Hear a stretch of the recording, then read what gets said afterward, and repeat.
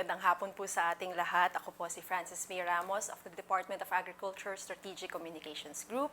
And on behalf of Assistant Secretary Noel O. Reyes, welcome everyone to the 189th Virtual Presser of the Task Group on Food Security. Ang layo na po ng nararating natin. Now, this Task Group on Food Security is chaired by no less than our Agriculture Secretary, ang pinakamamahal nating si Dr. William D. Dar, and it is comprised of 23 more national government agencies directed to make action plans and implement these towards the following sub-task groups: food resiliency, energy, food value chain and logistics, water, agribusiness, food procurement and distribution, economic intelligence, strategic communications, and aquaculture and fisheries, especially ngayong COVID-19 pandemic. That's why nabuo po ang task group on food security. It was really for the pandemic. Now, we are nearing the month of May. We are in the month of May, and walang tigil po talaga ang pagtrabaho ng ating mga farmers and fishers. Napakarami ng agricultural crisis, tumataas ang presyo ng mga bilihin, pero nandyan pa rin po ang ating mga magsasaka at mangingisda na naninigurado na sapat ang supply ng ating pagkain sa merkado. Kaya naman every May po, parang Santa Cruzan ito ng DA, we celebrate the Farmers and Fisherfolks Month bilang pagpupugay sa kanila. And upang ibahagi po sa atin ang karagdagang insights tungkol sa celebrations na ito and to talk to us about the special activities and also the fishery sector na rin, mamaya magbibigay po tayo ng ibang mga impormasyon na kailangan malaman.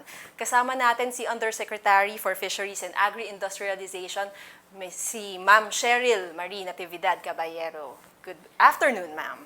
Magandang hapon, Frances. Nice to have at sa you here ating po. mga tagapakinig at ikinagagalak kong maging bahagi ng ating pakikipag-ugnayan sa ating mga partners na nakikinig ngayon at nanonood sa programang ito. Magandang hapon po sa ating lahat. Let's discuss the Farmers and Fisherfolks Month po. Ano yung pakay ng selebrasyong ito? Well, number one, ang pagpapasinaya, it's a celebration and one way of acknowledging the contribution ng ating mga farmers and fisherfolk sa kabuuan ng ating agrikultura at pangisdaan. Alam naman natin na ang sektor na ito ay isa sa mga basic na kailangan ng ating bansa upang masiguro ang pag-unlad ng kabuhayan at pagsiguro ng ating source ng pagkain and livelihood. So this month will take into account the celebration, which includes, of course, the usual activities. May mga film showing tayo, meron tayong exhibits, at meron tayong celebration of partnerships. So this time, it will also include the corporate social responsibility and linking with the private sector that can fund projects within the 1DA platform to leverage our resources at makalayo yung ating programa sa pakikipagtulungan ng iba't ibang mga institusyon. Pangalawa din ay it will really be one way of hearing from our farmers and fisher folks ang kanilang tagumpay. So it will showcase their best practices and how the agriculture and fisheries sector has helped them address their needs and self-actualization. Okay. We celebrate this every year po, ma'am, in the DA. But what's different this year? Ano po ang theme natin? And meron po ba tayong mga priority issues na gusto nating i-address? Yeah. Well, number one, the priority issue is in the context of masaganang ani at mataas na kita. It is always one of the core purpose of our 1DA reform agenda. Alam naman natin na after nung signing ang AFMA at ng Fisheries Code, we have to now elevate the game, so to speak. And so the National Agriculture and Fisheries Modernization and Industrialization Program is designed to bring everybody and participate in developing the agriculture and fisheries sector, mindful of the challenges and bringing in technological innovations and best practices at the ground level to bring in higher productivity and better livelihoods and incomes. Yes. You mentioned na po na masaganang ani, mataas na kita. It's been our battle cry since Dr. Dar onboard, Sec Dar onboarded in 2019. And you were there from the start po, ma'am, no? From the start of Sec Dar's term. Ano po yung nakikita niyong progress from that time until now? Well, number one, Secretary Dar, when he came in, was mindful of the basic elements, which is soil and water. In fact, yung Inaglupa movement is aimed really to address the basic components in ensuring productivity. No? And one of the important contribution of the Secretary is to bring the soil health program. And the soil health program takes into account what is there in the soil. So how much carbon is there and what nutrients are available to make efficient yung ating paggamit ng fertilizers and pesticides. So sabi nga natin, a healthy soil makes a healthy plant, and a healthy plant makes healthy human beings and a healthy planet. So all these things have to be taken into consideration, including the contribution of science and technology on our ability to understand evidence-based decision-making in terms of what applications to bring in, appropriate technologies, and of course, we also would have to understand traditional knowledge because yung ating mga ninuno, lalo na yung ating mga magsasaka at mangingisda, ay may karampatang kaalaman no? Na nandyan, na nag-sustain sa kanila over the years. And how will science and technology bring this to core so that we can be able to sustain and elevate it the way it should be able to contribute to national success in the agriculture and fisheries. Yes, so napakalakas po ng science-based mindset, and yet we still try our hardest to interface with our farmers, ano man yung indigenous knowledge nila on farming. And ma'am, yung term po ni Secdar, it's been riddled by crisis after crisis. Tinawag nga niya itong mga burning issues. So one after the other, nagdatingan sila, nagdagsaan, nandiyan ang COVID-19 pandemic. Of course, sinong makakalimot sa African swine fever. Ngayon naman ma'am, Ukraine-Russia war. Ma'am, ano po yung mga challenges na currently kinakaharap natin in the face of this war? Kasi marami po yung mga naging effects sa agricultural production and of course the prices of inputs. So ano po yung mga solusyon natin para doon? Yeah, well, number one, we have to be mindful that challenges will always be there. No? What is important is how we actualize our ability to understand and adapt and address those challenges. So just as the national government with the leadership of the president was able to contain yung spread ng COVID-19 pandemic. And so sa level ng ating Department of Agriculture, Secretary Dar has always been emphasizing the need to understand the basic challenges. And so one way to do it is to engage in partnerships and understand where various sectors can contribute in addressing these challenges, to link up also with the national and local government units so that in the implementation process, it is actually the rowing function of the LGU that has to be enhanced or strengthened. Mindful of the Mandanas-Garcia ruling, and the national government carrying out better policies to entice also and encourage the private sector to invest and bring in their money relative to ensuring growth in the agriculture and fisheries sector. Kaya nandito yung ating konteksto ng agro-industrial business corridor. So it's an entire gamut of all these interventions, both private, public, community partnerships. So we look at PPCP and also to include yung mga maliliit na interventions para lang maibsan yung challenge, and that includes also the recent one, the fuel discount. Yes. And the fuel discount has been approved by both the Senate and the House to implement it, given the 500 million fund to carry that for the farmers and fishers. Yes. So madaming mga interventions and the various units or divisions and entities under the Department of Agriculture are effectively carrying this out based on the implementing rules and regulations approved by the Secretary. Naku, marami pong magtatanong niyan, ma'am, tungkol sa fuel discounts. Kasi you yourself, you're the Undersecretary for Fisheries. Kailangan ng mga mangingisda natin ng tulong para sa petrolyo nila, para sa paandarin yung mga bangka nila. Ano po ba yung mga provisions nitong fuel discount? Yeah, ito ay discount. So, each recipient will be entitled to 3,000 pesos discount.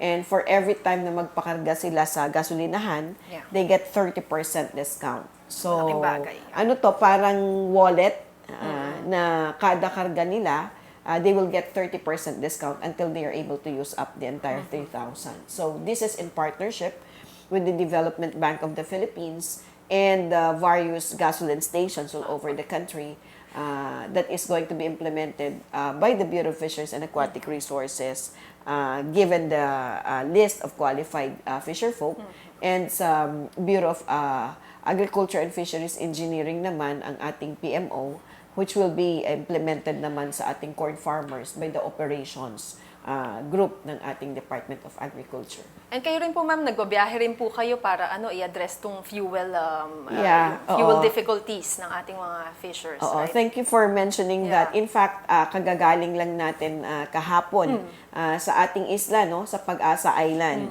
This is one important area that we visited with the National Task Force on West Philippine Sea, headed by Secretary Hermogenes Esperon. So, this is a multi-agency partnership at pinuntahan po natin ang ating Pag-asa Island para lagak doon ang kauna-unahang fuel depot.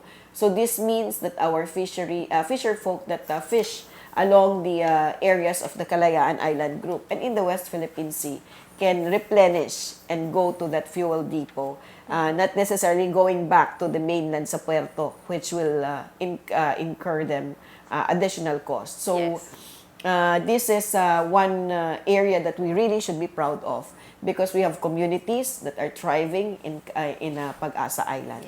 Yes. Can't wait to see how that will all work out, no, ma'am? And speaking of challenges na nalampasan natin, at this point po, ma'am, ang dami rating naging accomplishments despite all these, the burning issues. Ano po yung pinakamalaking na masasabi nyo, masashare nyo na accomplishment ng DA for the past 2.5 years? Yeah, I think we are being measured in terms of the staples and the basic food that we eat, that we consume. So I would like to focus on those things. One, as the Secretary mentioned, we are 92% self-sufficient in palay in 2021. So despite the onslaught of Typhoon Odette, tayo po ay umabot ng almost 20 million or around 20 million metric tons sa bigas in terms of production and available supply. This is almost 2 million metric tons higher as compared to 2019 when we had a record of 18 million metric tons. So it's not an easy fleet to do this, but this is where the program of the Department of Agriculture through the RTL, RCEF, and integrated programs on rice has contributed to this self-sufficiency of 92%. In terms of the fisheries, I'm glad to inform everyone that as per the report of our Philippine Fisheries Development Authority, the fish unloading has increased to 37.69% as compared to February. So meron na tayong 59,988.98 metric tons sa lahat ng rehiyon. No? So this means that more than 50% of that went to Navotas Fishport. So, ito yung nanggagaling pinanggagalingan ng isda sa Metro Manila, kung saan 28,276.47 ang dumating. So, this means that in terms of translation to how it affects the pricing, nasa 240 na ang galunggong. Bumaba na siya. Yan ang fresh, no? Which was around 300 plus in previous months. So, tilapia, which is our mainstay, it's very resilient and reliable. It's selling at 120 and bangus at 160. So, the fisheries sector combines both the source of food from aquaculture Yes. and from capture fisheries. So, yun po ang ating pagpapaintindi doon sa kakayanan ng ating bansa na mag-produce ng supply ng pangisdaan, lalo na that we have the 5th longest shorelines in the world, no? Yes, yes. And we are in the center of biodiversity. So, these efforts are being discussed in partnership with various industry players, our Fisherfolk organization, our Infarmcy, and other processors that would be able to contribute in growing it as an industry that will benefit the next generation as well. And talagang yumayabong po yung aquaculture sector natin, no ma'am? It's one of the key growth areas po in the coming years. And speaking of the future po, kasi Usec for Agri-Industrialization po kayo, and industrialization is a fourth pillar of the One DA reform agenda. Can you talk to us about what the DA's blueprints are for industrialization? Well, number one, to ensure that the access to affordable and nutritious food is available at all times in the cities, because cities do not really produce food, we have the food quadrants. So we call it the food terminal systems, and the Secretary has coined that to ensure that the location in FTI, in Taguig, can be developed as a food hub for wholesale and retail markets. So, meron po tayong nilaang programa dyan, at the Secretary has been championing that as well. The Navotas Fishport, which is undergoing the biggest improvement and a flagship project of the President at that, is also being positioned as another part of the food hub, food quadrant. So, malaki ho ito dahil ang ating mga producers sa mga probinsya ay magdadala ng kanilang produkto diretso doon kung saan nandoon ang quality control, ang coordination in terms of logistics, and the things that we aim to manage and ensure of pagdating sa accessibility and availability ng food. So, that is one. And then, of course, we also have the Agro-Industrial Business Corridor, in terms of the fisheries management areas, kasi ang atin pong pamantayan ng management sa pangisdaan ay ecosystems-based approach to fisheries management.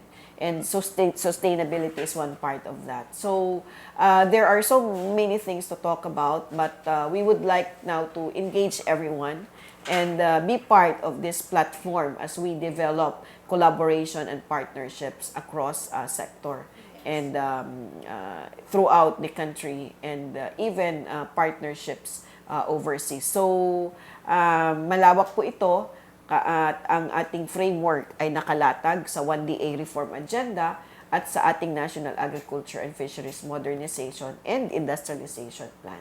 Yan, parang ang dami pong nagaganap, no ma'am? Daming project. Sana po wag mabinbin naman. Talagang, do you agree that 2.5 years are not enough to see all these things through?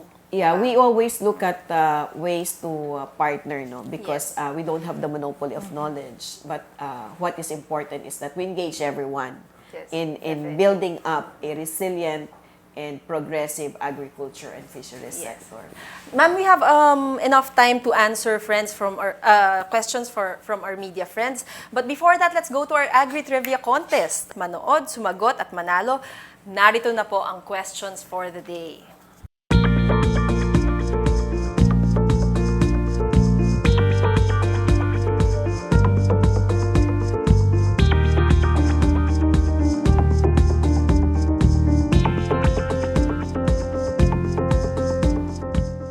So, i-text ang sagot kasama ang inyong pangalan, space, edad, space, address, space, sagot, at ipadala sa 0969-239-1112 para sa mga smart subscribers at 0995-553-2956 para sa Globe users. Yan po ang aming Agri-Trivia Contest. Now, let's go to the questions from our Agri-Beat reporters. We would like to thank Ms. Annabel Surara of DZEC, Mr. John Enriquez of DZAS, Mr. Jeremiah Figarola of Radio Veritas, Who else? Miss EJ Gomez of the Manila Times for sending in their questions. And lahat po kayo nanonood sa FB, thank you for typing in your questions in the comment section. Na-receive po namin lahat yan, and as much as we can, sasagutin po natin in this section. Ma'am, from Miss Annabel Surara po of DZEC, bakit po patuloy ang pagtaas ng presyo ng galunggong sa ilang pamilihan sa bansa? Okay, magandang tanong yan. Ano? I think ang presyo ng galunggong ay pababa na, no? Because we must understand na ang galunggong ay nahuhuli lang sa certain season. So, hindi yan year-round. Kaya tayo naman, ang ating preference ay yung sariwa na galunggong. So, ngayon, ang sariwang galunggong ay nanggagaling sa Palawan, generally, no? And it is at 240 pesos. So, for us to be able to enjoy galunggong year-round, we also have to farm it. At kinagagala kong ibalita sa inyo na ang ating SIFDEC, no, ang Southeast Asian Fisheries Development Center, ay nakapagpaanak na ng galunggong in captivity. Talaga? So that hindi means na siya kailangang hulihin? Hindi na kailangan hulihin. So those who would like to farm galunggong, hopefully by next year, we should be able to establish the commercialization in controlled environment. So, ibig sabihin, kasi sa ibang lugar, Frances, ang galunggong ay pinapakain sa mas malalaking isda. So, ito ay makakapagpatuloy sa atin, kagaya ng nagagawa siguro sa ating tilapia na stable ang presyo for the past 5 years na 120.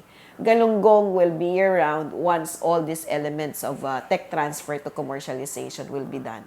So, NFRDI, National Fisheries Research and Development Institute, is now working together with the SIFDEC and BFAR to do this by next year. Exciting, no? Yung mahal nating isda, galunggong, practically pambansang isda. Hindi, bangus pala yun. Bangus. Bangus yun. Na aquaculture product din Yes, yan. yes. Balik po tayo dun sa celebration of Farmers and Fisherfolks Month. Ano po yung mga special activities? Are there awards to be given? Tanong po yan ni Mr. John Enriquez of DZAS. Well, number one, there will be a Thanksgiving Mass to acknowledge, no, ang ating pagpapasalamat sa Panginoon sa mga biyaya na natanggap natin despite the challenges. So that's very important. Second is to showcase the best practices, and meron tayong mga magpapatutuo, no, ng kanilang mga eksperyensya na kung saan despite these challenges, they were able to address and send their kids to school. So, may mga ganong components. Meron ding mga traditional knowledge na naging basihan ng kanilang pagpapaunlad, no, sa agrikultura. So, that will be one. And then, the collaboration and partnership to include the corporate social responsibility. So, it's one way of engaging the industry, Yes. and other business associations to look at the platform for agriculture as a way to bring in their CSR and develop, no, ang ating mga areas. Medyo mabenta po yung mga tanong, ma'am, about fisheries. From Miss EJ Gomez of the Manila Times, ano raw po yung volume or production of fish and growth prospects for the first quarter and first half of this year? Yeah, well, I don't have the exact figures now, but during this period, open ang ating pangisda, no? So there's no closed fishing season, lifted. So lahat ng mga fishing grounds natin, ang ating mga municipal fisherfolk at commercial fisherfolk ay open na mangisda sa kanilang mga respective fishing grounds. At patuloy din na ina-address natin ang ating pangangailangan ng aquaculture production. So, we would be able to have that information, concretize it after our meeting with NFARMC, because this is part of the presentation that we will be doing to the Secretary as a way to understand and help us develop a sustainable and progressive industry in the fisheries sector. So that will be one of the major elements that this administration can contribute. Okay, thank you, ma'am. Sa FB naman po, meron naman pong nagtatanong tungkol sa Agri-Business Industrial Corridor sa pinapatayo ng DA in several sites, New Clark City, Taguig City. Ano na po yung mga status nito at ilan na raw po ito? Oo. Magandang tanong yan, Frances. No? Yung sa New Clark City, we have the National Seed Technology Park. So alam naman natin na lahat ng industrialisasyon ay mag-uumpisa sa buto. So we have to ensure that we have reliable quality source of seeds, and we are partnering with the Philippine Seed Industry Association and various NGOs and state universities and colleges to develop this in the context of ensuring quality seeds. So we hope that we are not going to produce only for local consumption of seeds, particularly yung galing sa tropics, no? Tropical country tayo, but also tap the potential for export. So that's one. We are funding that in partnership also with the Dutch government. We also have the ABC in New Clark, in Taguig rather. So meron tayong port doon, yung fish landing na ilalagay to serve those municipalities around the Laguna Lake. So this is in partnership with Laguna Lake Development Authority, the municipality of City of Taguig, and of course the Department of Agriculture and the FTI. So this will be a big ticket project considering that we are looking at ways to ensure yung availability ng fresh food. So nandyan yung mga fattening of crabs, mangrove crabs, so kung kumakain ka nung masarap yung may alige, etc. So we are going to do that, and of course the FTI area will also be one of the major areas to develop pagdating doon sa ating wholesale food market. Ang konteksto ay kagaya ng Rungis market sa France. Wow. So we also have Navotas because we have a big investment there na pinondohan ng ating Pangulo under the flagship program. So these are big contributions that will be carried out hopefully, and we present this as we transition to the next administration. Exciting times ahead po, no? Yung future ng agrikultura. Sana talaga we see this finished and we are able to take advantage of it. Ma'am, siguro po we have room for one last question. Ito naman po, napakasimpleng tanong pero sa tingin ko mahirap sagutin.